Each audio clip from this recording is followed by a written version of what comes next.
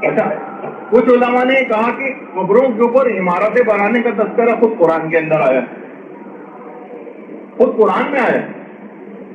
قرآن میں جو اصحاب کہف، اگر آپ جا کر پڑھیں خود سورہ کہف کے اندر، وَقَالُوا ابْنُوا عَلَيْهِمْ بُنْيَانًا، ان کی قبور پر عمارت تعمیر کرو۔ جو لوگ موجود تھے اصحاب کہف، جب دوبارہ قبروں کے اندر چلے گئے تو لوگوں نے کہا کہ ہم ان کی قبور کے اوپر عمارت تعمیر کریں گے۔ پھر کہا وَقَالَ الَّذِينَ غَلَبُوا عَلَىٰ أَمْرِهِمْ لِنَتَّخِذَنَّ عَلَيْهِمْ مَسْجِدًا، اور وہ لوگ جنہوں نے اپنے کام میں غلبہ حاصل کر لیا، وہ کہنے لگے کہ ہم ان کی قبور پر مسجد تعمیر کریں گے، ان کی قبور پر مسجد تعمیر کریں گے۔ علماء فرماتے ہیں قرآن نے جو وہاں موجود لوگ تھے ان کے نظریات کو بیان کیا، مگر ان پر کوئی تنقید نہیں کی، جس کے معنی یہ ہے کہ یہ نظریہ صحیح، ان قبروں کے اوپر تعمیرات جائز، وہاں پر مسجد بھی بنائی جا سکتی۔ یعنی اگر یہ قابل اعتراض یا حرام ہوتا تو قرآن فقط ذکر کر کے نہ رہ جاتا، قرآن کتاب ہدایت، لہذا قرآن نے ان نظریات کو بیان کر کے واضح کر دیا کہ اولیاء و صالحین کی قبور کی تعظیم کرنی ضروری ہے، ان کی قبروں کی حفاظت ضروری ہے، اور ان پر عمارتیں اور مقبروں کی تعمیر وہ بھی بالکل جائز اور صحیح۔ ورنہ خود قرآن یہ کہہ دیتا اس نظریے کو اظہار کر کے کہ ہم یہاں پر مسجد بنائیں گے، تو قرآن کو فوراً اگلی آیت میں اس بات کو منع کرنا چاہیے تھا کہ یہ نظریہ صحیح نہیں، یہاں پر مسجد نہیں بنائی جا سکتی۔ فقط ان کی اس بات کو ظاہر کر کے قرآن کا اس سلسلے میں خاموش ہو جانا اس بات کی نشاندہی کر رہا ہے کہ اسلام میں چیز جائز۔ اور کتب تاریخ کے اندر ملتے کہ خود صحن کعبہ، اس میں 70 یا اس سے زیادہ تعداد کے انبیاء کے قبور کا بھی تذکرہ ہے، اختلاف روایت ہے کتنی تعداد ہے۔ خود یہ جو مسجد الحرام کا صحن ہے خانہ کعبہ کے سامنے، اس کی زمین کے نیچے 70 انبیاء کے قبور، سب وہیں پر ہی نمازیں پڑھتے ہیں۔ عین اگر دیکھا جائے ان کے نیچے کسی جگہ پر ہیں ہوں گی نا قبریں، اور اس کے اوپر تمام مسلمان وہیں پر ہی نماز پڑھتے ہیں۔ اور اسی طرح سے ہجر اسماعیل میں آپ نے دیکھا قبر کے بالکل ساتھ ہی نمازیں ادا کی جاتی ہیں۔ پیغمبر نے آج تک کبھی نہیں روکا، پیغمبر کے اصحاب نے آج تک کبھی کسی کو نہیں روکا کہ یہاں پر قبور ہیں یہاں نماز نہ پڑھو، اس سے ہٹ کر نماز پڑھو، دور جگہ جا کے نماز پڑھو، ایسا کہیں پہ بھی نہیں۔ اور باقاعدہ حضرت ابن عمر سے ایک روایت ہے، کسی مسجد الخیف قبر و 70 نبی ہے۔ مسجد خیف جو ہے مینا میں مسجد خیف، یہاں پر 70 انبیاء کے قبور، 70 انبیاء کے باقاعدہ متفق ہے، ہماری کتابوں میں بھی ہے، اہل سنت کی کتابوں میں آج تک کبھی کسی نے اس کے ذوق کے متعلق کوئی بات نہیں کی۔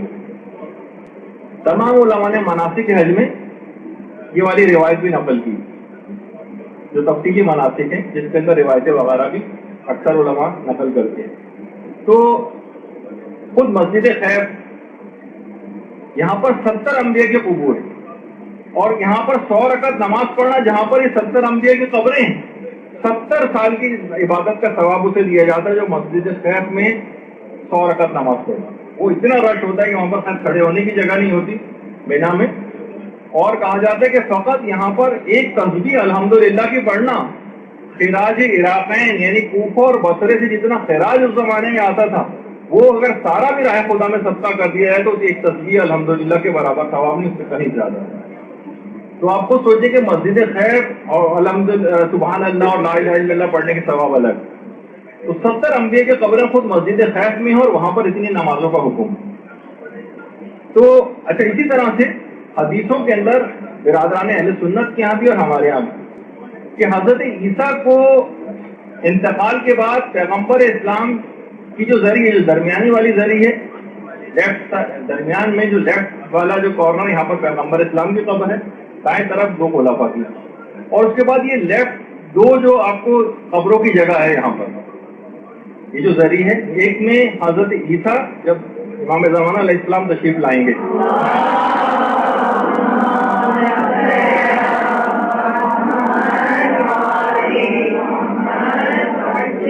رسول خدا کے پہلو میں ان کو دفن کیا جائے گا، اور ایک علماء ہمارے بیان فرماتے ہیں کہ امام زمانہ علیہ السلام بھی اپنے انتقال یا شہادت کے بعد یہیں پر دفن ہوں گے پیغمبر اسلام کے پہلو میں۔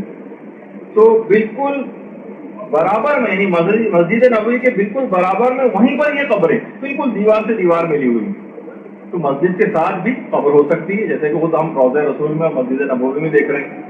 اور روضے کو مسجد سے متصل بھی کیا جا سکتا ہے، جیسے کہ رسول کا روضہ مسجد نبوی سے بالکل متصل ہے. نمازوں کی جگہ ٹھیک ہے الگ ہے، روبہ قبلہ ہو کر وہاں نمازیں پڑھتے ہیں. کوئی رسول خدا کی قبر کو قبلہ بنا کے تو نماز نہیں پڑھتا. تو اس میں کوئی تضاد اور کوئی مخالفت نہیں ہے کہ جہاں پر قبر ہوگی اس کے برابر میں مسجد نہیں ہو سکتی. ایسا کچھ نہیں کیا وہاں پہ نماز نہیں پڑھی جا سکتی، ورنہ اس سے پہلے ذکر آگے کہ حضرت عائشہ کی نمازیں پھر کس طرح سے ہوئی ہوں گی.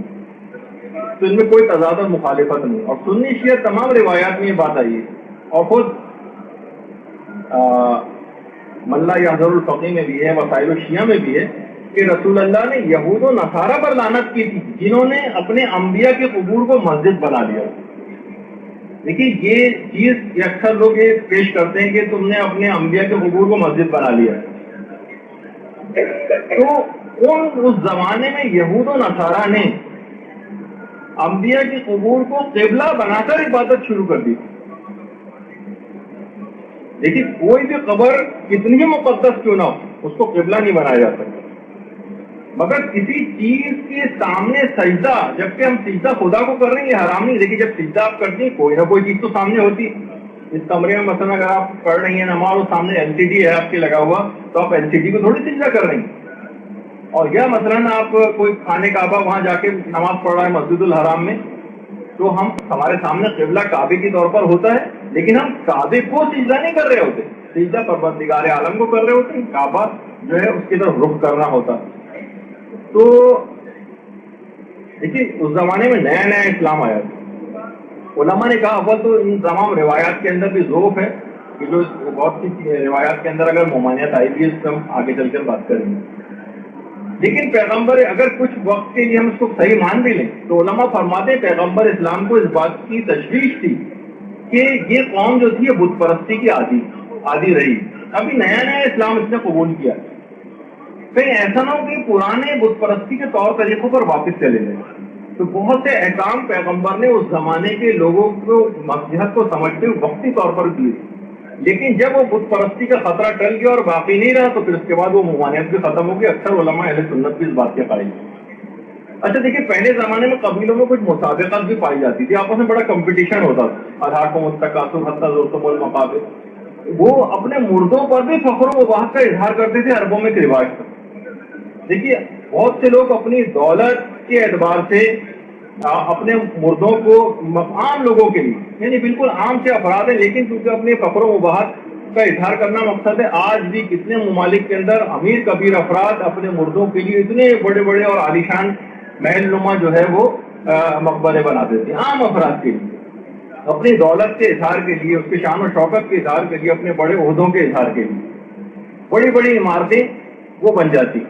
بہت سے لوگ تو یہ کرتے ہیں کہ مردہ رہے اس کے ساتھ اس کی قبر میں اپنے شان و شوکت کے اظہار کے لیے کمپیوٹر بھی رکھا جا رہا ہے اور ڈریسنگ ٹیبل بھی رکھی جا رہی ہے اور صوفے بھی رکھے جا رہے ہیں. ہونا یہ نہیں یہ ہے. اس زمانے میں بھی بعض اوقات یہ عربوں کے اندر جو ہے اپنے مردوں پر فخر و وباہت کی مسابقت پائی جاتی ہے، یعنی کمپٹیشن ہوتا تھا. تو اگر یہ سب کچھ ہونے لگے گا اور اس پہ بڑی بڑی عمارتیں بننے لگیں گی تو عام آدمیوں میں طبقاتی نظام ہونے لگے گا. پیغمبر اسلام اسلام نے بھی اس بات کو پسند نہیں کیا کہ اس طرح کے طبقات مردوں کے سلسلے میں پیدا ہو جائیں. صرف بزرگان جو انبیاء ہیں، اولیاء ہیں، ائمہ ہیں، بڑے بڑے علماء ہیں جن کی تصاویر آپ نے اس سے پہلے دیکھی، ان کی قبور پر تو گنبد قبے وغیرہ بنائے جا سکتے ہیں، لیکن عام آدمیوں کے لیے پیغمبر نے اس کو روکا اس زمانے میں، اس رجحان کو، ورنہ ایک ٹرینڈ جنم لے لیتا کہ عام آدمیوں میں شان و شوکت اور عمارت کا اظہار قبور کے ذریعے بھی کیا جانے لگتا. دیکھیے آج بھی بہت ساری چیزیں ایسی ہیں. ایک صاحب کا ایک زمانے میں میرے پاس فون آیا کہ میری والدہ کا انتقال ہو گیا اور ہاسپٹل کا بھی بہت قرضہ ہے، مجھ پر بہت ڈیزرونگ ہوں، لیکن مجھے فوری طور پر سوئیں کی مجلس کیونکہ میں نے فلاں مشہور ذاکر دین سے پڑھوانی ہے ورنہ خاندان میری ناک کٹ جائے گی، اور اس نے 50,000 روپے مجھ سے ڈیمانڈ کی. تو مجھے 50,000 روپے کہیں سے قرضہ دلا دے جبکہ ہاسپٹل کا قرضہ بھی موجود.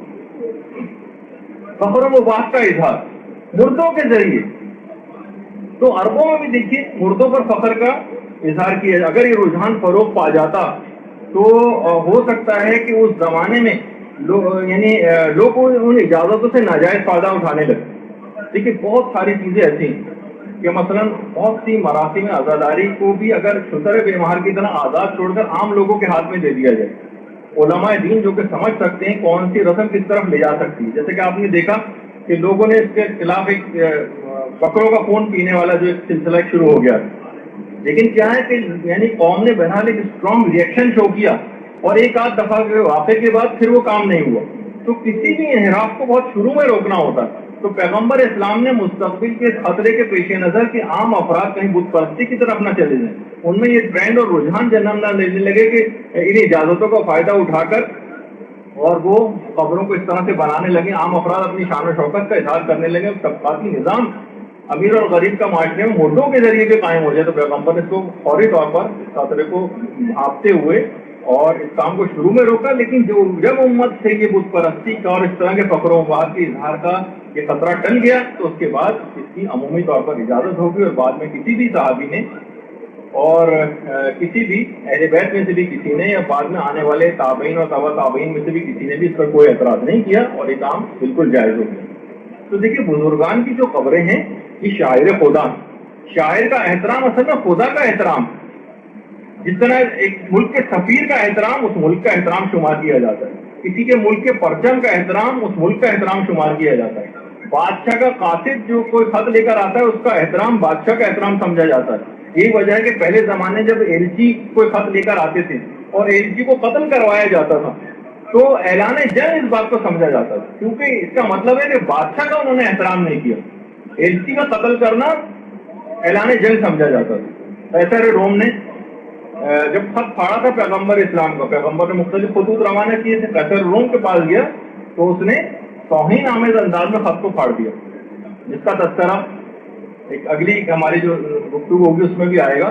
تو توہین رسول تھی، کھلم کھلا توہین رسول تھی. اس میں صرف کاغذ کا ایک ٹکڑا نہیں پھاڑا تھا بلکہ پیغمبر کی توہین کی تھی. تو پیغمبر نے اس کے لیے بد دعا بھی کی تھی کہ خدا اس کی حکومت کو ٹکڑے ٹکڑے کر دے. تو بہرحال آپ نے یہ دیکھا کہ یہ چیزیں کہ اگر ہوتا ہے کہ بھائی صرف کاغذ کا ٹکڑا ہی تو پھاڑا ہے، کون سی ایسی کوئی پریشانی والی بات نہیں، ایسا نہیں تھا مطلب. تو آج تک دیکھیے کسی صحابی نے بھی، کسی تابعی نے بھی، کسی تبع تابعی نے بھی، متقدمین، متاخرین، متاخر المتاخرین علماء، کسی نے بھی حتیٰ کہ پانچوں مسالک میں سے بھی 4 مسلک اہل سنت کی اور ہمارا مسلک جو ہے، کسی نے بھی ان کو ڈھانے کا اور منظم کرنے کا آج تک کبھی فتویٰ نہیں دیا. نہ بے حرمتی کی، نہ توہین کی، نہ بوسہ دینا قبروں کو شرک قرار دیا، نہ ان کو ہاتھ لگانا شرک قرار دیا، نہ چومنا شرک قرار دیا. صرف ایک ٹولہ 1000 سال بعد نمودار ہوتا ہے اور ایک نیا دین ایجاد کرتا ہے. اور یہ فقط ہم یہ بات نہیں کہہ رہے، خود علماء اہل سنت یہ بات جو ہے وہ کہہ رہے ہیں. اور آپ تھوڑا سا اس کے متعلق کچھ سن لیجئے کہ اور غور سے سنیے گا اس سلسلے میں جو نظریہ ہے. جب قبر پکی کرنے کے بارے میں مانے تو مقبرے بنانے کے بارے میں کیا وضاحت ہے؟ کیوں بزرگوں کے مزارات اس بھی بنائے جاتے ہیں؟ کیا یہ درست ہے؟ ہاں، جو قبر پکی کرنے کی ممانعت ہے اس پر 2 ویوز ہیں.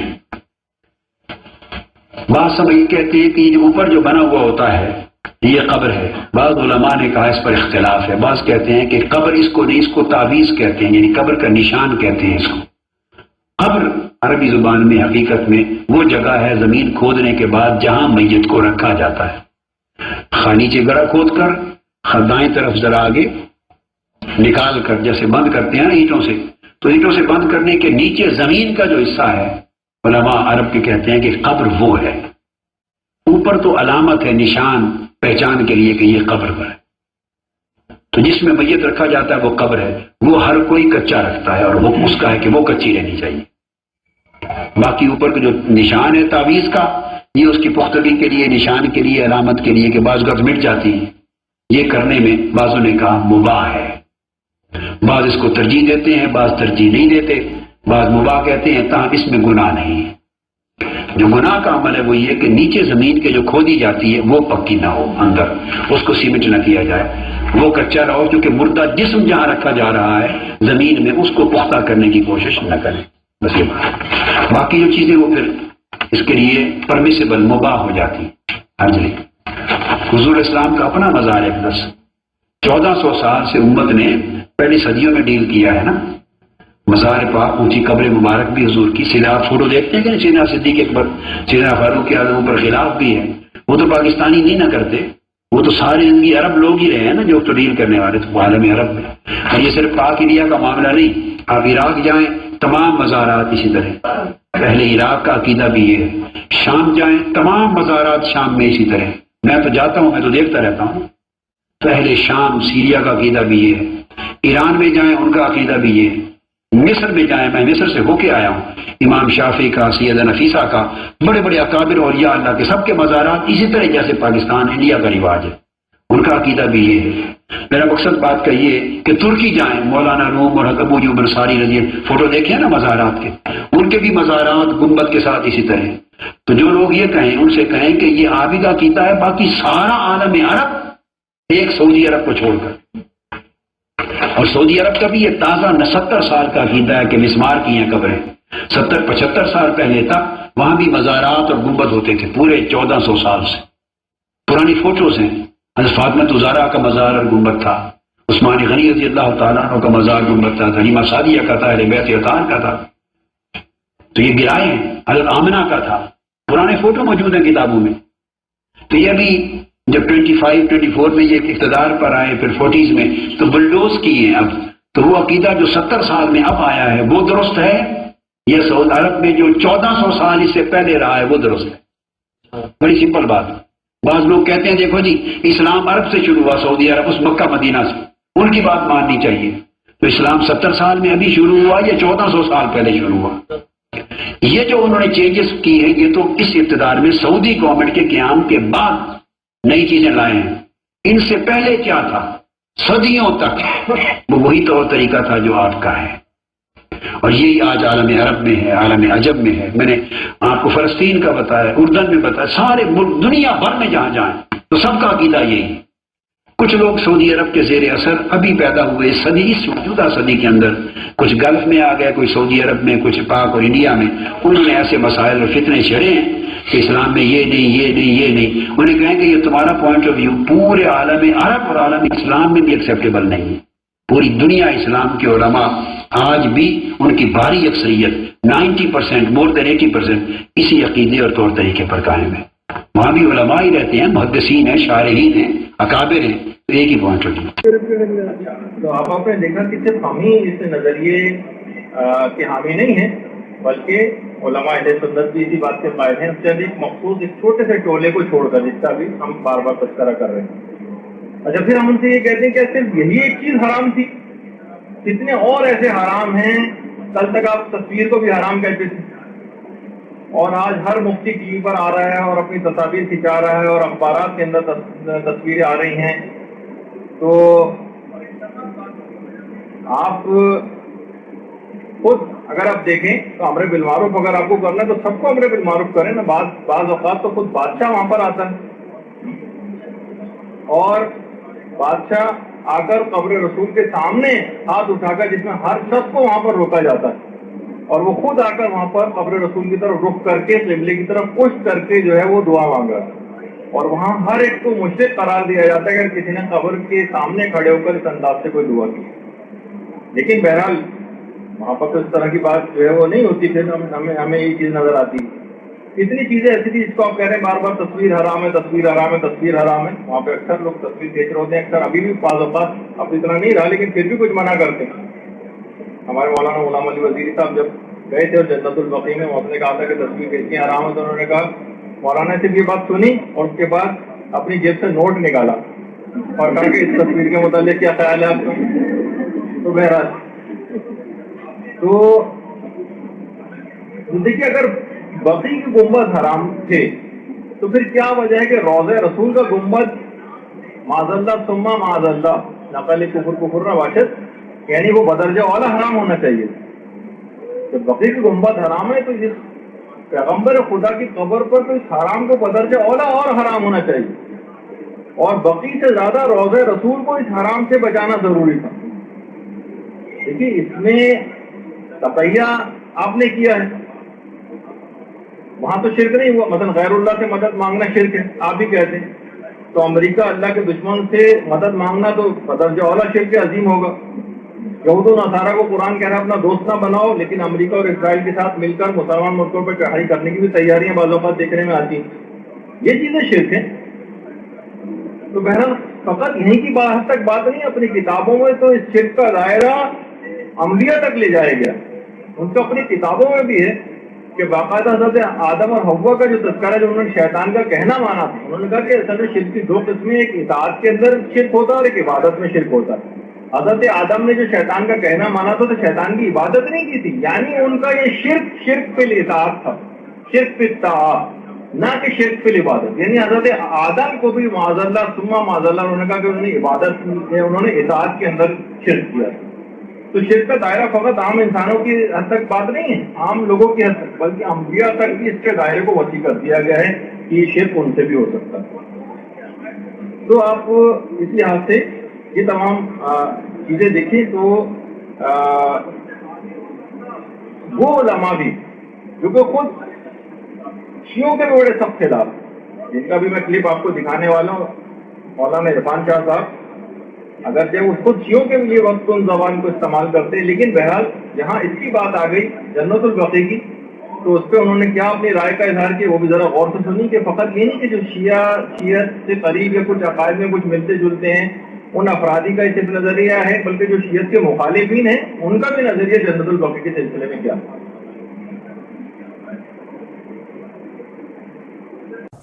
کہ کچھ عرب ممالک میں مزارات کو منہدم کیا گیا، تو اس حوالے سے آپ تھوڑی تاریخی روشنی اگر ڈال دیں کہ کن مزارات کو منہدم کیا گیا اور ان کی بے حرمتی کیوں کی گئی اور اس کی شرعی حیثیت کیا ہے جو بندہ مزارات کی بے حرمتی کرے۔ کہ پچھلے 150 سال پونے 200 سال سے پہلے کبھی یہ مسلمانوں میں جو مسلمان پہلے گزر گئے جی، ان کا یہ متفقہ طریقہ تھا، سبحان اللہ۔ لیکن بعد میں کچھ نام نہاد مسلمان جو کلمہ کو تو ہیں ہی، کلمہ پڑھتے ہیں، لیکن آپ کو پتہ ہے کہ کلمہ پڑھنے کے بھی کئی معیار ہیں، وَمِنَ النَّاسِ مَن يَقُولُ آمَنَّا بِاللَّهِ وَبِالْيَوْمِ الْآخِرِ وَمَا هُم بِمُؤْمِنِينَ۔ ان کے اندر دو باتیں تھیں، ایک تو فکری غلطیاں بہت ہیں ان کے اندر، اور دوسری جو ان کے اندر خرابی ہے وہ یہ ہے کہ وہ بہت سخت ہیں۔ ان کا خیال یہ ہے جو کچھ ہم سوچیں وہی دین ہے، صحیح، پورا عالم اسلام جو کچھ مرضی سوچتا رہے، ان کا عمل جو بھی ہو، فتویٰ جو بھی ہو، بس جو ہم سوچتے ہیں وہ دین ہے۔ لہذا انہوں نے کیا سوچا؟ انہوں نے یہ سوچا کہ نبی کریم علیہ السلام نے حضرت مولا علی شیر خدا کو فرمایا تھا قبریں برابر کر دو۔ یہ بنیاد بنا کے بقیع شریف پر بلڈوزر پھیر دیا گیا۔ جنت المعلی میں مکہ مکرمہ کا جو مقدس ترین قبرستان ہے اس پر بھی بلڈوزر پھیر دیا گیا، قبریں بلڈوز کر دی گئی ان مقدس ہستیوں کی کہ میں سمجھتا ہوں کہ آج اسلام کو جو اشاعت، شوکت، عظمت حاصل ہوئی ہے ان میں ان کا خون بھی شامل ہے، سبحان ان کے مال شامل ہیں، ان کی قربانیاں شامل ہیں۔ ان کے آثار کو اتنی بے دردی کے ساتھ ان لوگوں نے جن کی آج حجاز مقدس پر جو اپنی حکومت بنائے بیٹھے ہیں، جی، ان کے مفتیوں کے فتاوی کے مطابق ان قبروں کو بلڈوز مسمار کر دیا گیا۔ حتیٰ کہ میں یہ اس بات کا خود گواہ ہوں کہ ایک شخص سے جب میں نے 2006 کے حج میں سوال کیا، وہ پروفیسر تھا مدینہ منورہ میں یونیورسٹی میں، اس سے اسی مسئلے پر اتفاقاً بات ہو گئی سرکار کے روضہ اقدس کے بالکل قریب، تو میں نے اس کو کہا کہ دیکھو نبی کریم علیہ الصلوۃ والسلام کا روضہ مقدس تمہارے سامنے ہے، اور یہ ہمارے لیے دین کا سب سے عمدہ نمونہ ہے۔ قبروں کے بارے میں اگر تحقیق کرنی ہو کہ کس حال میں ان کو رکھا جا سکتا ہے جی، تو یہ مثال آپ کے سامنے، نبی پاک کا روضہ مبارک ہے، ساتھ دونوں یار ہیں سرکار کے شیخین کریمین، ان کی قبریں ہیں، ان کے اوپر یہ گنبد ہے تمہارے سامنے موجود ہے۔ تو جس ہستی کا گنبد مبارک بنایا جا سکتا ہے، ان کی بیٹی کا گنبد شریف رکھنا یا پردہ رکھنا ان کی قبر کا، یہ کیسے حرام ہو سکتا ہے؟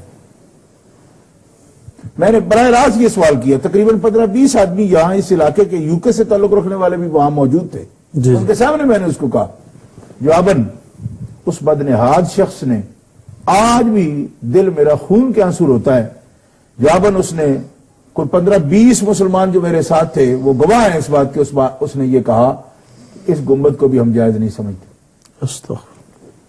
تو میں نے کہا اچھا جائز نہیں سمجھتے تو پھر رکھا کیوں ہے؟ ان کو جو گرا دیا ہے، تو کہنے لگا کہ تم جیسے جو لوگ ہیں انہی کا ہمیں خطرہ ہے کہ اس کا بہت زیادہ احتجاج کریں گے۔ اچھا، ایک تو مجھے اس کی سوچ پر بہت رنجیدہ ہوا میں، لیکن ایک بات کی میرے دل میں خوشی بھی ہوئی کہ عاشقان مصطفیٰ اگرچہ بہت منظم نہیں ہیں، بکھرے ہوئے ہیں، لیکن اس کے باوجود ابھی تک بھی ان گستاخوں کے دماغوں پر ان کا اتنا دبدبہ موجود ہے کہ محسوس کرتے ہیں کہ ہم کہیں شاید منہ دکھانے کے نہ رہیں۔ لیکن میں اس کو پھر بھی احساس دلایا، میں نے کہا یہ کوئی تمہاری مہربانی نہیں ہے۔ کیوں؟ کہ ہمارے احساسات اسی طرح مجروح ہیں، واللہ العظیم میں قسم اٹھا کر یہ بات کہتا ہوں کہ میں نے اس کو بھی یہ بتایا، میں نے کہا ہمارے احساسات اسی طرح مجروح ہیں کہ معاذ اللہ اگر تم گنبد خطرہ کے ساتھ ایسی کوئی حرکت کرتے تو جتنے دل ہمارے رنجیدہ ہوتے اس سے کوئی کم رنجیدہ اس بات پر نہیں ہے کہ رسول خدا کی بیٹی کی قبر انور کو اگر ننگا کر دیا گیا ہے اور قبر رکھی نہیں گئی۔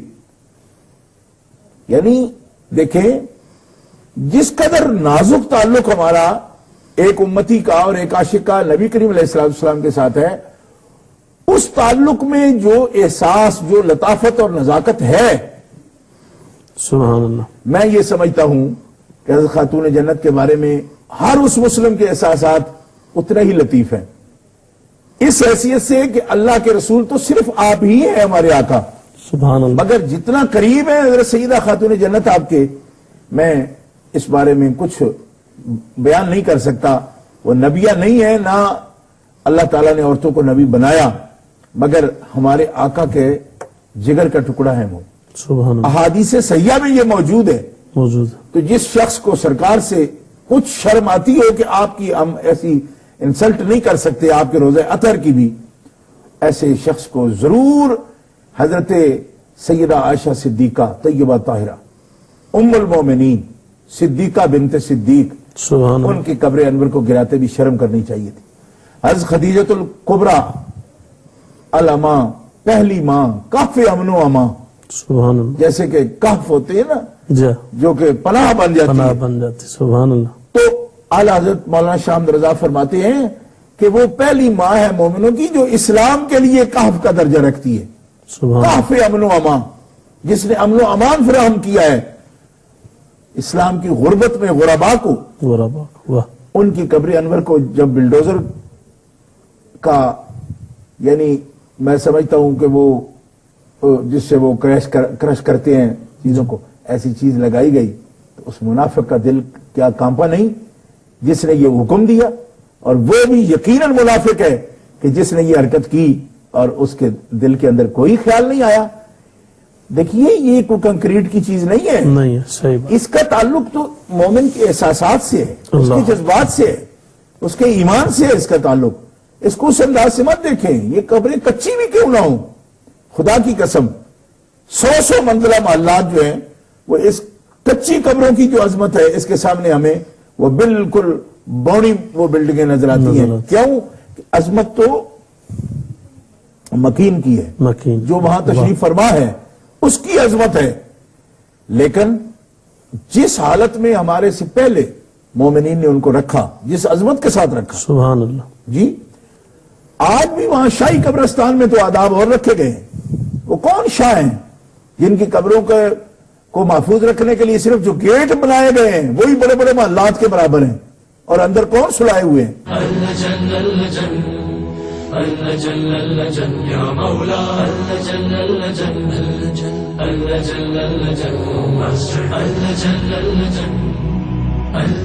يا صاحب السماء